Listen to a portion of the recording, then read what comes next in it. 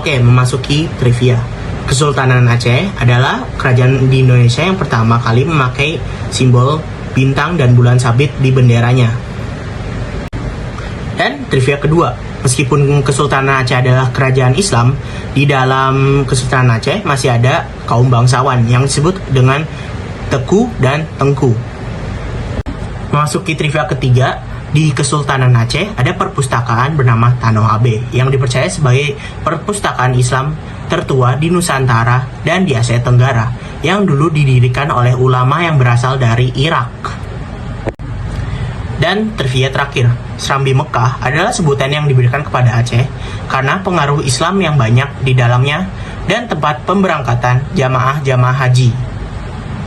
Assalamualaikum warahmatullahi wabarakatuh. Halo guys, nama saya Muhammad Akhtar Ramadan dan hari ini saya ingin memberitahukan Anda fakta unik dan pembenaran tentang miskonsepsi Kesultanan Aceh yang sering orang kira fakta. Oke, mari kita lanjut ke videonya. Kalian tahu nggak sih guys, walaupun Kekaisaran Aceh merupakan kerajaan Islam, tetapi mereka pernah loh berperang melawan kerajaan Islam lain. Mungkin banyak yang berpikir bahwa Aceh itu selalu berdamai dengan kerajaan Islam di Nusantara. Tetapi ternyata enggak loh guys. Meskipun sama-sama Islam, Aceh pernah berkonflik dengan Kesultanan Johor di Semenanjung Malaya. Bahkan menyerbu mereka. Alasannya adalah persaingan dagang, pengaruh politik, dan hubungan mereka dengan Portugis. Dulu itu Aceh sangat kuat dan menguasai banyak pelabuhan di Sumatera, yang membuat Kesultanan Johor menganggap bahwa Aceh merupakan ancaman bagi kerajaan mereka, yang membuat Kesultanan Johor juga beraliansi dengan Portugis. Aceh mengetahui hal itu, kesal dikarenakan Portugis sendiri merupakan rivalnya. Aceh pun menganggap bahwa Johor itu merupakan pengkhianat dan akhirnya perang pun tidak bisa dihindari. Pada tanggal 4 Mei 1913, Aceh pun melancarkan invasi kepada Kesultanan Johor. 20.000 hingga 40.000 pasukan dikerahkan untuk menyerang Johor. Saat mereka menyerang pesisir Johor, mereka tidak sengaja bertemu dengan beberapa orang Belanda. Aceh pun menuntut mereka agar menjadi netral di konflik kali ini. Belanda yang merupakan anggota VOC dan sudah menandatangani perjanjian untuk melindungi Kesultanan Johor pun tentu tidak mau dan akhirnya membantu Kekaisaran Johor.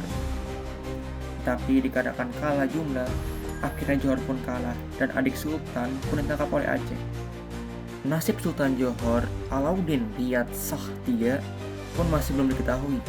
Ada yang mengatakan dia dieksekusi dan ada juga yang mengatakan dia kabur menuju Pulau Lingga dan meninggal di sana. Akhirnya, adik dari Sultan yang bernama Abdullah Ma'ayad Shah pun dinikahkan dengan saudara perempuan Iskandar Muda dan memerintah Johor kembali sebagai vasal Aceh. Karena pendiriannya yang anti Portugis, ia merupakan kandidat yang lebih baik. Halo semuanya, nama saya Ayah Syarana Syakila dan hari ini kami akan membahas tentang Kesultanan Aceh. Kesultanan Aceh yang terletak di Banda Aceh, tepatnya pada Pulau Sumatera bagian utara, didirikan oleh Sultan Ali Mugyad Shah atau Sultan Ibrahim yang lahir pada 1514 hingga 1528, yang dimana makamnya menjadi salah satu bukti dari teori Gujarat, yaitu teori masuknya Islam pertama kali ke Indonesia. Nah, siapa aja sih para raja gemilang Kesultanan Aceh? Kisah dari Serambi Mekah ini Darussalam Aceh, yaitu sebuah nama yang begitu perkasa, terukir dalam lembaran-lembaran sejarah sebagai salah satu kerajaan Islam terbesar dan terlama di Nusantara. Selama ini, lebih dari 4 abad, Kesultanan Aceh Darussalam menjadi pusat peradaban, perdagangan, dan syiar-syiar Islam. Di balik keagungan dan barisan para pajangan raja-raja dan pemimpinnya membentuk takdir negeri Serambi Mekah. Awal mula dan fondasi kerajaan yaitu pada abad ke-15 dan sampai ke abad ke-16. Kesultanan Aceh Darussalam diyakini berdirinya sebagai sekitar akhir abad 15, didirikan oleh Sultan Ali Mugyad Shah. Beliau bukan hanya pendiri, tetapi juga meletak fondasi militer dan politik yang kuat.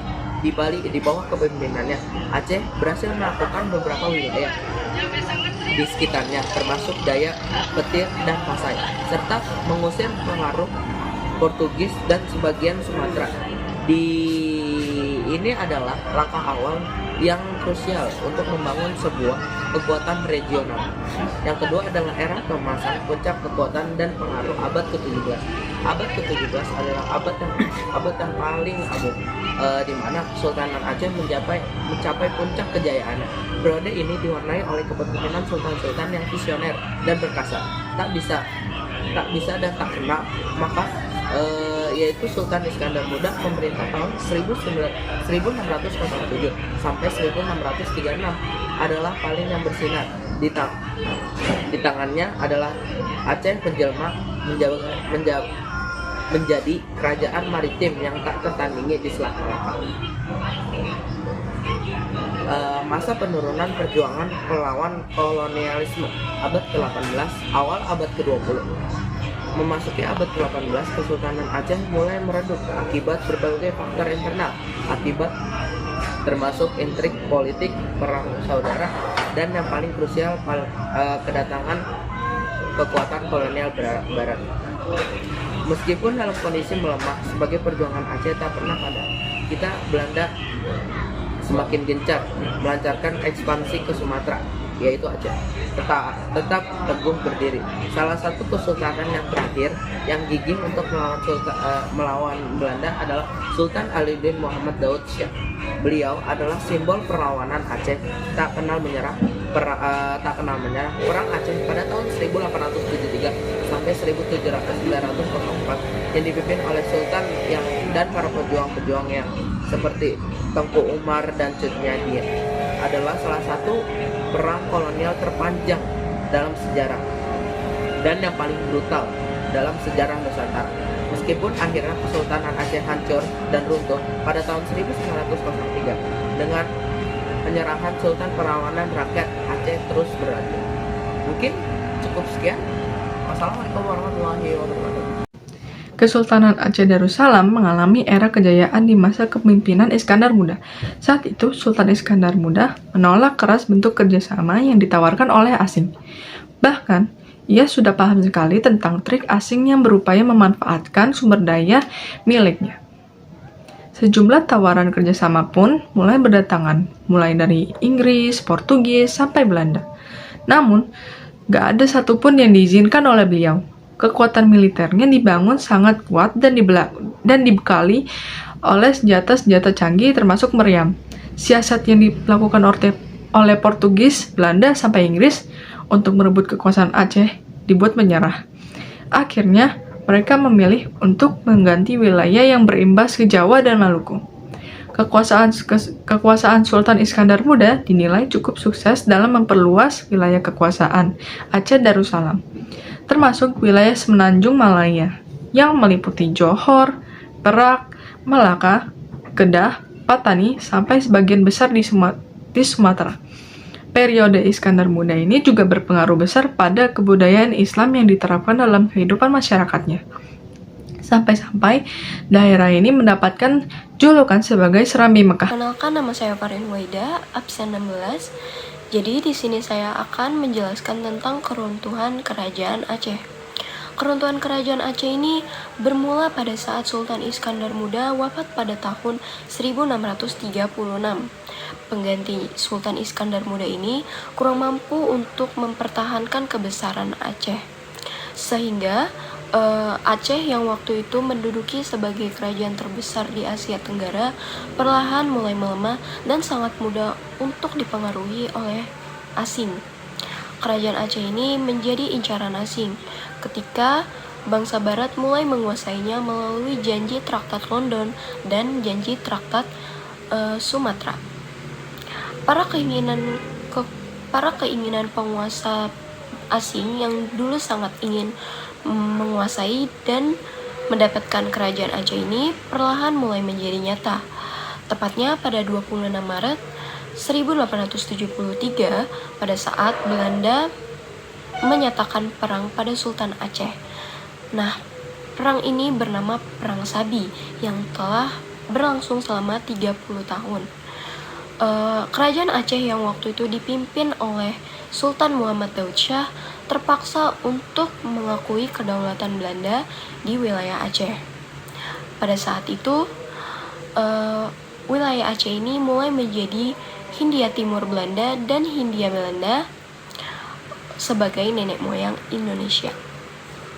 Perkenalkan, nama aku Nafisa. Di sini aku mau ngejelasin barang peninggalan Kesultanan Aceh. Yang pertama ada Masjid Baitur Rahman. Masjid Baitur Rahman menjadi salah satu peninggalan terpenting Kesultanan Aceh dan dibangun pada masa Sultan Iskandar Muda. Masjid ini menjadi pusat peradaban dan pendidikan Islam di Nusantara, serta menjadi saksi sejarah perjuangan Aceh melawan penjajahan Belanda. Yang kedua, ada uang emas Kesultanan Aceh. Nah, uang emas ini menjadi bukti adanya aktivitas ekonomi dan perdagangan Kesultanan Aceh di masa lalu. Yang ketiga, ada Benteng Indrapatra. Benteng ini merupakan benteng pertahanan yang dibangun pada abad ke-16 yang terbuat dari batu bata merah. Benteng ini berbentuk persegi 4 dengan 4 pintu masuk yang membuat benteng ini unik. Dan di dalam benteng ini pun sudah dilengkapi oleh meriam. Keempat, meriam-meriam Kesultanan Aceh. Meriam-meriam ini memiliki simbol kekuatan militer dan bukti hubungan diplomatik dengan Kesultanan Turki Utsmani. Salah satu meriam yang paling terkenal adalah meriam Ladasi Cupak.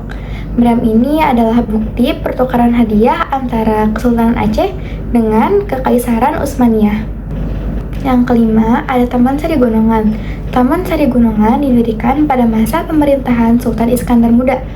Bangunan yang terbuat dari batu polam warna-warni ini digunakan oleh permaisuri Sultan Iskandar Muda untuk bersenang-senang, yaitu Putri Pahang, anak Sultan Johor dari Malaysia. Dan yang terakhir ada Hikayat Aceh. Hikayat Aceh sebagai salah satu karya sastra peninggalan Kesultanan Aceh Darussalam pada abad ke-17. Hikayat ini berisi adat istiadat, ajaran agama Islam, hingga hukum maupun sejarah yang penuh makna. Sekian barang peninggalan Kesultanan Aceh yang dapat aku sampaikan. Terima kasih.